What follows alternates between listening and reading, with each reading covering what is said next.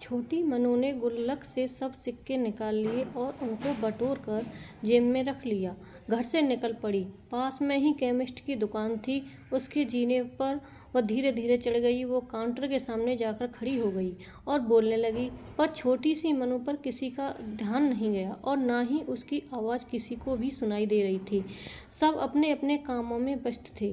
दुकान मालिक का कोई दोस्त बाहर देश से आया था, वो भी उससे बातों करने में व्यस्त था। तभी उसने अपनी जेब से एक सिक्का निकालकर काउंटर पर फेंक दिया। सिक्के की आवाज़ से सबका ध्यान उसकी ओर गया। उसकी तरकीब काम आ गई। दुकानदार उसकी तरफ आया, उससे प्यार से पूछने लगा, बेटा तुम्हें क्या चाहिए? उसने अपनी जेब से सब सिक्के निकालकर अपनी छोटी सी हथेली पर रख लिए और बोली कि मुझे चमत्कार चाहिए। दुकानदार पहले तो समझ नहीं पाया, तो उसने फिर से पूछा। वो बच्ची फिर से बोली कि मुझे चमत्कार चाहिए।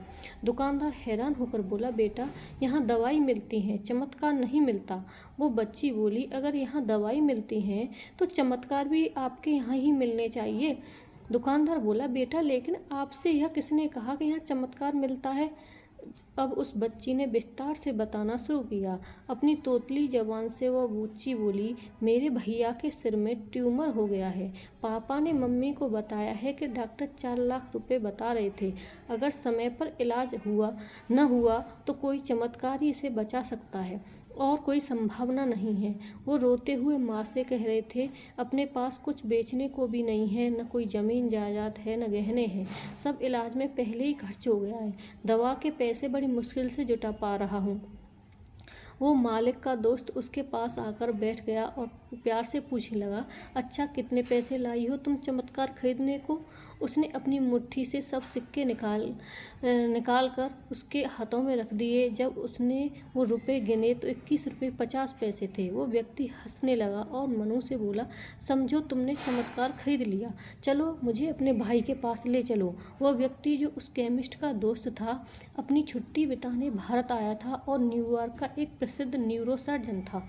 उसने उस बच्चे का इलाज 21 रुपये 50 पैसे में किया और वो बच्चा सही भी हो गया। आखिर प्रभु ने मनु को चमत्कार बेच ही दिया। वो बच्ची बड़ी श्रद्धा से उसके खरीदने चली थी, वो उसको मिल गया। प्रभु सबके पालनहार हैं, उनकी मदद ऐसे ही चमत्कार के रूप में मिलती रहती है।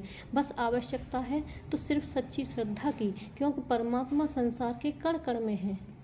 राधे राधे दोस्तों, कहानी अच्छी लगी हो तो प्लीज़ प्लीज़ प्लीज़ चैनल को लाइक शेयर और सब्सक्राइब ज़रूर कर दें। धन्यवाद।